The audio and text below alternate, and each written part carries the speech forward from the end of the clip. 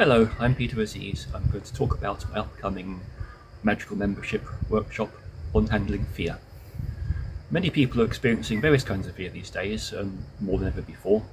Fear of losing your freedom, your health, your sanity, your spirituality, losing your loved ones, losing money, losing your career, and not to mention the fears of just going through a boring life and being totally unfulfilled by the end of it. So I'm going to be talking about how we deal with these things magically. You see, fear is not just a psychological problem, it very much involves metaphysics, because it's to do with our relationship to the future. What we're going to be teaching on this workshop is how to look at how we relate to the future, how we project ourselves into a negative future and begin to create it. Now, if we read and cultivate those futures, we can get rid of the fear right from its very source and reclaim the ability to create the future we want. Also, be explaining how what we really fear is all based on our love. What we fear most is losing what we love the most. If you didn't